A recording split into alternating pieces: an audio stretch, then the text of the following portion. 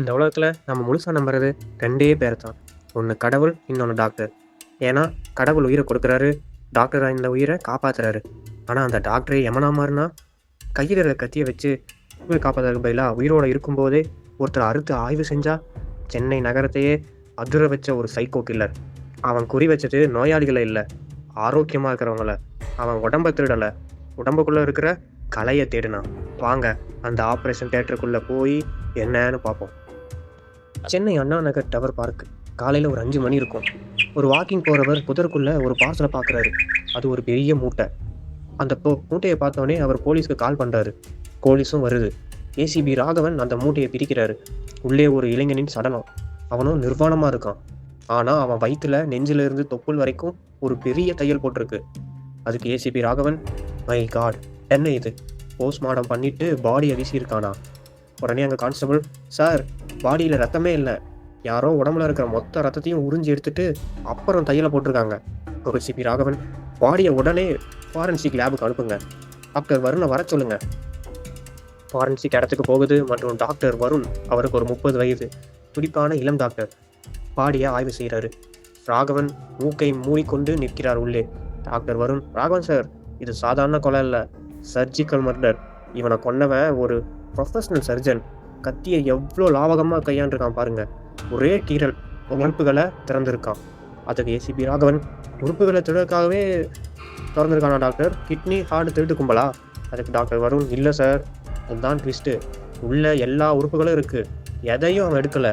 ஆனால் அவன் இதயத்தை வெளியே எடுத்து அதை தையல் போட்டு மறுபடியும் உள்ளே வச்சுருக்கான். இதை கேட்ட ஏசிபி ராகவன், புரியலையே, எதுக்கு இதயத்தை வெளியில் எடுத்துகிட்டு மறுபடியும் உள்ளே வச்சு தைக்கணும்?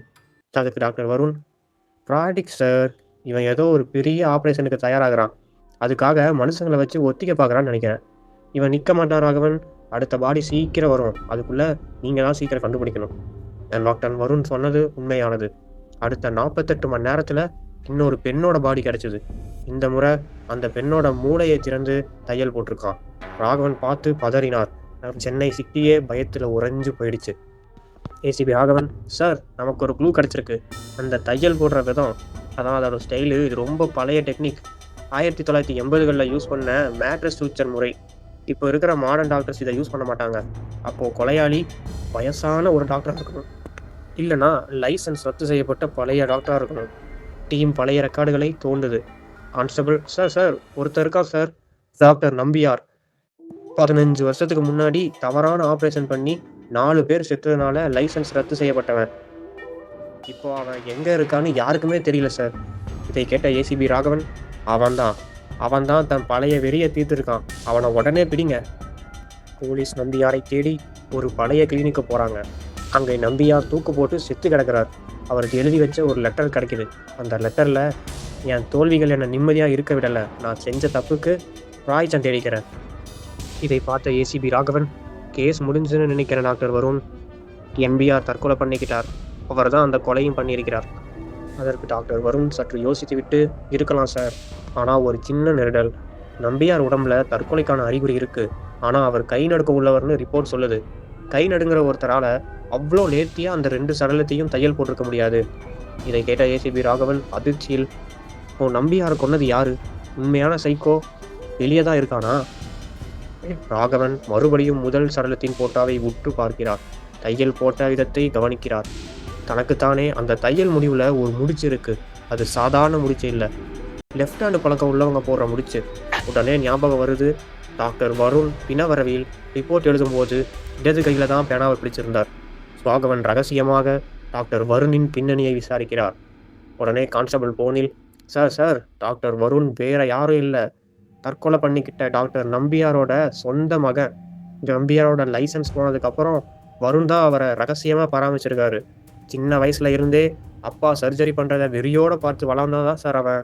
இதை கேட்ட ஏசிபி ராகவன், மை காட், கொலைக்காரன் என் கூடவே சுற்றிட்டு இருந்திருக்கான். அவன் அப்பாவை தற்கொலை பண்ண வச்சு கேஸையே முடிக்க பார்த்துருக்கான். அவன் அடுத்த சர்ஜரிக்கு ரெடி ஆகிட்டான்னு நான் நினைக்கிறேன். டாக்டர் வருணின் பிரைவேட் கிளினிக். இரவு நேரம் ராகவன் துப்பாக்கியுடன் உள்ளே நுழைகிறார். உள்ளே ஒரு ரகசிய அறை, அங்கே ஒரு ஆபரேஷன் டேபிள். இதில் ஏசிபி ராகவனின் ஜூனியர் ஆஃபீஸர் பெண் சப் இன்ஸ்பெக்டர் மயக்க நிலையில் படுக்க வைக்கப்பட்டிருந்தார். டாக்டர் வருண் சர்ஜிக்கல் மாஸ்க் அணிந்து கையில் கத்தியோடு நிற்கிறார். உடனே டாக்டர் வருண் சிரித்துக்கொண்டே, "வாங்க ராகவன் சார், கரெக்ட்டா வந்துட்டீங்க. என் அப்பா தோத்துட்டாரு. ஏன்னா அவருக்கு கை நடுங்குச்சு. ஆனா நான் ஒரு பெர்ஃபெக்ட் சர்ஜன். உயிரோட இருக்கிறப்பவே இதயத்த திறக்கல அந்த த்ரில் வேற எதுலயுமே இல்ல சார்." இத கேட்ட ஏசிபிக்கு ராகவன், "வருண், அவள விடு. நீ ஒரு டாக்டர். உயிரை காப்பாத்த வேண்டியவன்." இதை கேட்ட டாக்டர் வருண், "நான் காப்பாத்த தான் ட்ரை பண்றேன் சார்.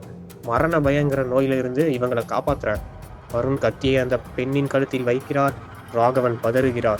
ஏசிபி ராகவன், "வேணா வருண், சுட்டுடுவேன்." வருண் கேட்கவில்லை. கத்தியை அழுத்துகிறார். ராகவன் குறிவைத்து சுடுகிறார். குண்டு வருணின் தோள்பட்டையில் பாய்கிறது. கத்தி நழுவுகிறது. ராகவன் ஓடி சென்று வருணை கீழே தள்ளி மிதிக்கிறார். "உனக்கு ஆபரேஷன் பண்ண ரொம்ப பிடிக்கும்ல? இனிமே ஜெயில உனக்கு அந்த வாய்ப்பு கிடைக்காது." வருண் சிரித்துக்கொண்டே கிடக்கிறான்.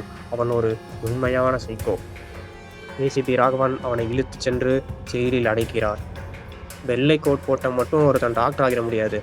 உள்ளத்துல ஈரம் இருக்கணும். தான் அப்பாவின் தோல்வியை வெற்றியாக்க நினைச்சான் வருண். ஆனா அவன் தேர்ந்தெடுத்த வழி ரத்த ஆறு.